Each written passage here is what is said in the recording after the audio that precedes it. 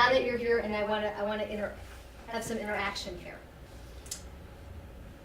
Do you think that more children today have this?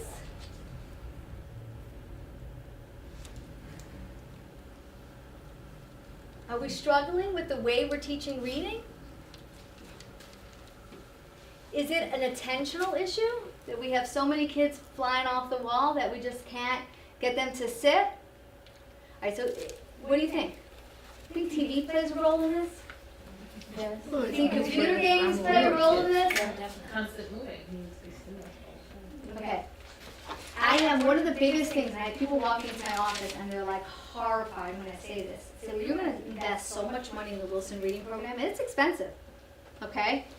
And you can do one simple thing to make it go quicker, and they always say, what, we'll do it, like for sure. And I say, take out every electronic from the house.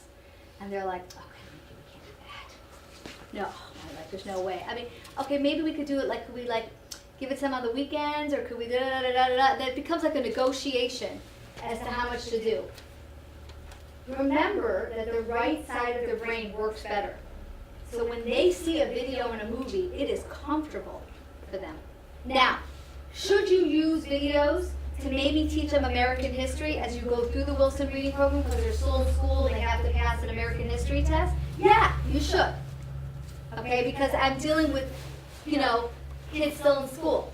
But the more you can limit all of that stuff, the better progress that you can have in this, because the right side works. It's the left side that we need.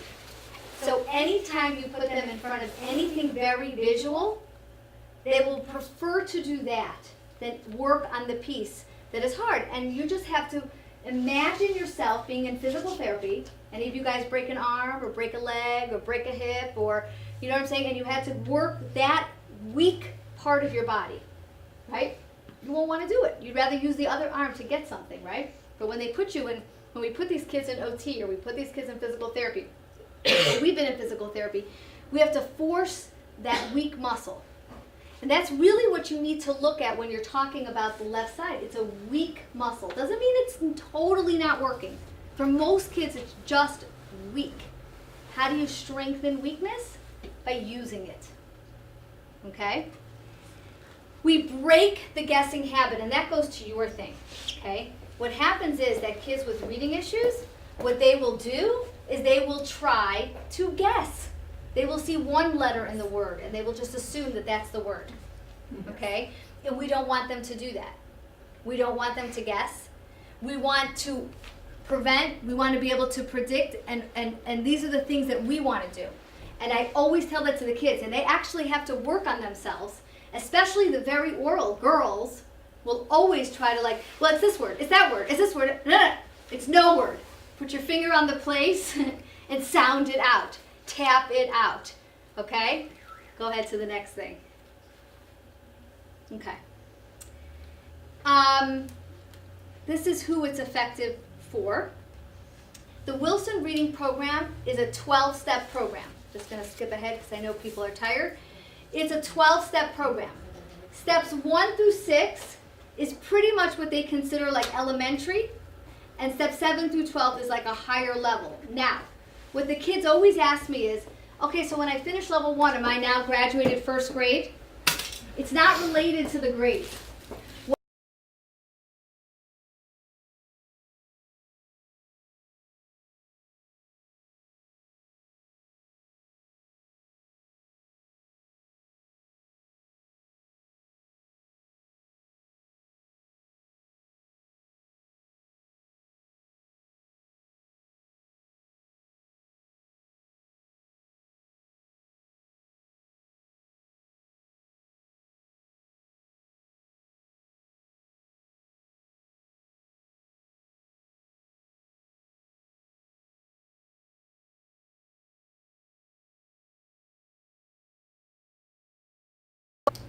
But that's what we expect.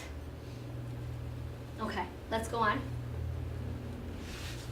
12-step program, principle of instruction. Now, do I need to do testing before? How much testing? Do I need to spend $3,000 on a psychoeducational experience? I get these questions all the time.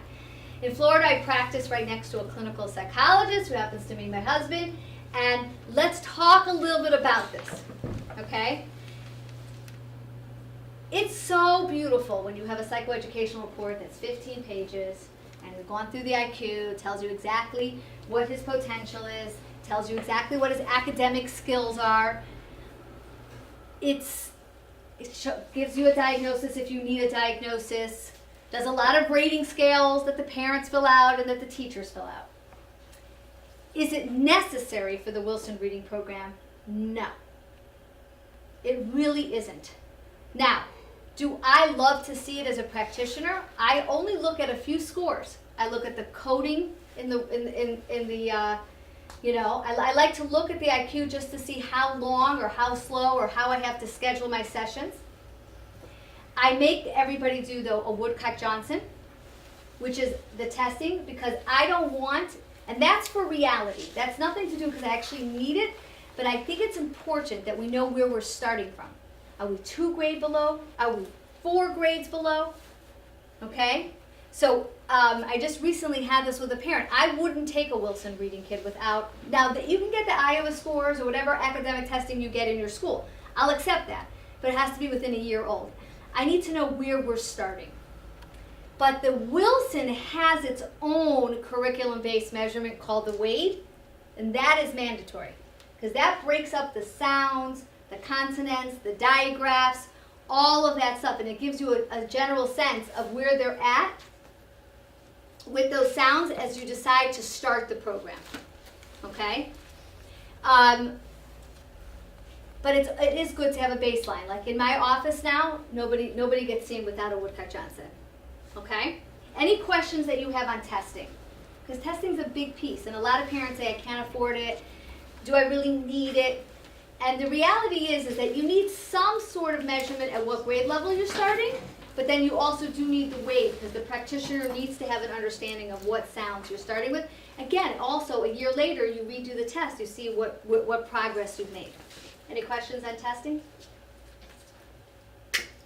Do you need a diagnosis of dyslexia? Do you need a diagnosis of ADD? Do you need a diagnosis of anxiety disorder? No. Does it make a difference what diagnosis you have?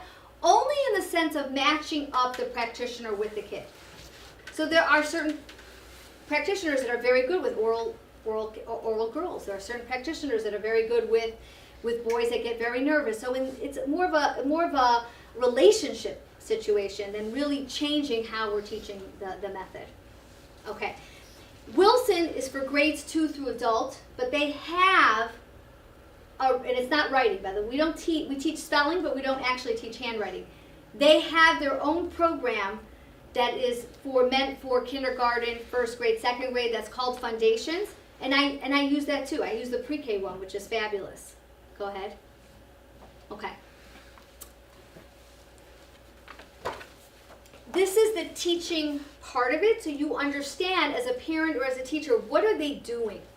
What am I going to see? If I hire somebody who tells me they're doing Wilson, what as a principal or as a teacher or as a parent should I see my kid doing? Because there's a lot of people, and Vivian and I know this, that will tell you that they do Wilson, but you don't necessarily see this. So they're not necessarily doing it the correct way. So first of all, sounds. If you don't hear them saying sounds, A, apple, A, B, K, T, especially in the beginning, and also later on in 7 through 12 when they teach a lot of the like OA and those kind of sounds, if they're not doing any sounds, we have a problem. Because sounds is the most basic level of the program. Okay? Teach total word structure, not just sounds. Okay, we're also doing sight words because not every word can be taught by sounds. Okay? Concepts with controlled text and written text. By the way, I have an issue, you should know, an anxiety issue with controlled text. Wilson gives a lot of stories. They want you reading and practicing in the area of what you're learning. And you should know it's an amazing thing because the kids start feeling comfortable, whereas you could pick up a book, right? But when you give them a story where most of the words they've already learned how to do or they know how to sound it, all of a sudden for the first time they can read paragraphs, they can read stories. Getting them from the control text back to the books, okay, doesn't necessarily always have to do with their reading level, has to do with them going back into the post-traumatic stress disorder of their anxiety of going back to books. And you can expect that. And that's why a good practitioner will always, at the end, go into uncontrolled text a little bit. You've got to always be getting them back into the book, because otherwise, you have to understand something. The Wilson method is a cocoon for kids that have reading issues. They'll tell you that. It is a total cocoon. We learn the words, then we practice sentences, then we do a paragraph, all with words I already know, so they're starting to feel amazing. When you have to then get them back into that 4th grade Harry Potter book or something like that, they'll freak, because it's not